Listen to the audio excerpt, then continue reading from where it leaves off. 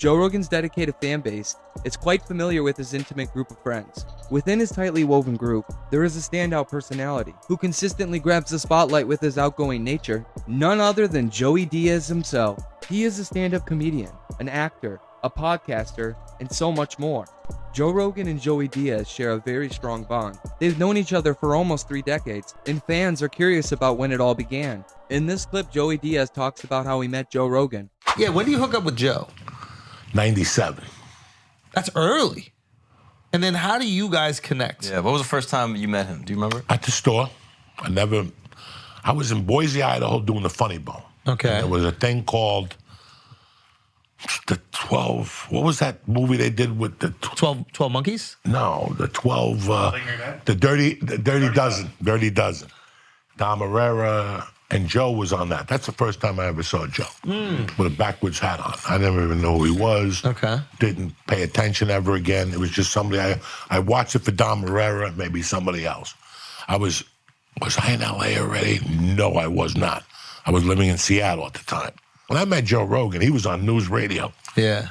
I didn't fucking know what news radio was. Yeah. I was on stage every night. Yeah. If a comic knows a TV show, They're not you're on stage. fucking up. Yeah. You shouldn't know what's on TV at all. Yeah. Because from 7:45 on, you should be out at night.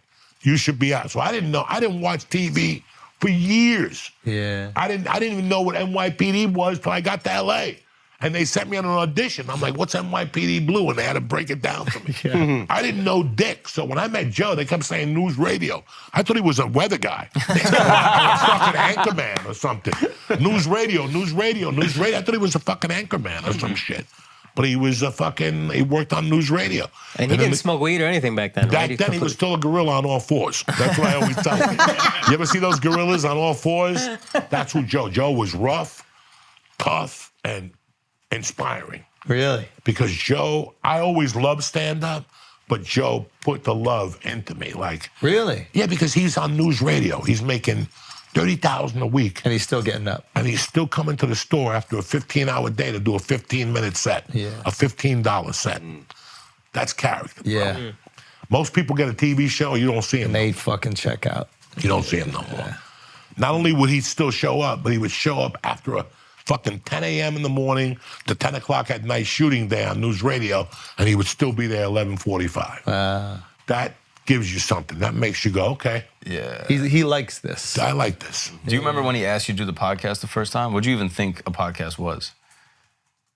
Well, we were doing podcasts at night on the road. They didn't start like that.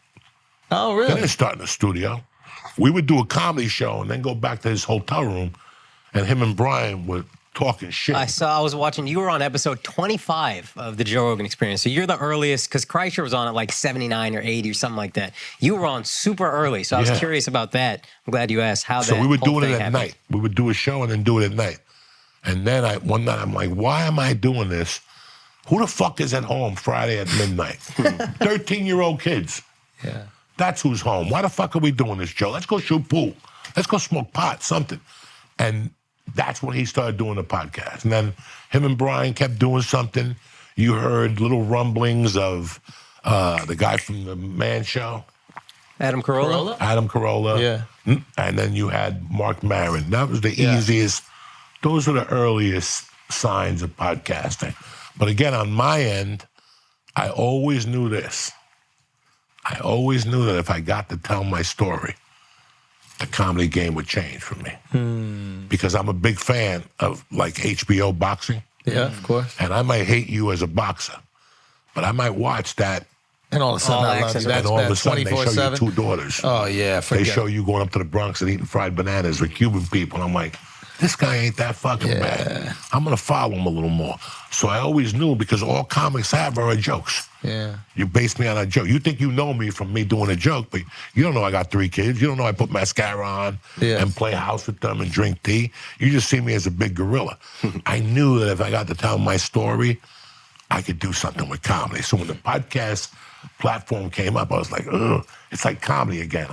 I know it'll change my life, but I don't want to do it. And then finally I broke down and did it, and everything changed. And again, we were doing a podcast for maybe 6 months, and nothing happened. And I told a story about mugging a hooker and taking her back to Jersey and lighting a wig on fire. And that next weekend, I had 200 people at my show. The bond between Diaz and Rogan was evident when they both sat together for a conversation. Rogan holds a deep appreciation for Joey Diaz's eccentric personality and have only gotten closer over the years. Joe Rogan has always been a big fan of Joey Diaz's comedy, often touring the country with Joey Diaz as his opener. They've done many podcasts together, often leaving Rogan in tears. On an episode of the Joe Rogan Experience, Joey Diaz and Rogan discuss how they met. I was like a fucking yo-yo, man. Yeah. I was very unsettled. You were unsettled when I met you. Very. It was so funny because I remember I was talking to some guys the other night in the green room about when I met you. I was like, I had come to LA and I was just so not used to actors. I was so not used to those kind of people. But I was so used to like comics and degenerate pool hall people. And then I met you and I was like, oh, I know you. This is a like combination. I knew you. I knew you right away. You and I became friends Quickly. like that. Quickly. Like that. I remember like there's so many people that got weirded out by you. It was so funny when I bring you around like news radio. With the leather jacket. Joey was building a football player back then, and you would go into the green room where all the executives, and you were eating all the shrimp cocktail, and they were scared to say anything because like that room was separated from everybody else's green room, so they had their own thing where they go in there and everything was catered and beautiful and champagne and you just strolled in there and started eating shrimp cocktail. And they're like, who's this criminal-looking fellow who's eating our shrimp cocktail? Well, they had the table with the regular food, and I remember they had chili. Mm-hmm. I'll never forget that. They had the best chili in the world. I was broke, I was hungry, and I must have ate 10 bowls of it. And then I looked over, and there's all these little white dudes with, ha, ha, ha, ha. I'm like, what the fuck? And they had the jumbo shrimp and the thing. So I walked right in there, right past them. They're like, huh. And I just started mingling with them. Great show. Great script. Tremendous actor, Andy Dick. And that was it. And then they came to you, and you were dying to laugh. And you're like, Joe, you can't. They just, boom. And then the time with the man show. Oh, yeah. Oh. Yeah, we had some times with that one. I think the first, 8 years, you were like, I don't know if I can handle this guy. What are you talking about? I did my best. Do you remember at Stand Up New York with Sussman when I went off on the owner? You remember that? Oh, yeah. During August, for Fear Factor, we went in there, and he's like, you're not going to get a spot tonight. I go, I didn't ask for a fucking spot, you asshole. He just looked at me, and Sussman was like, what the fuck, Joey?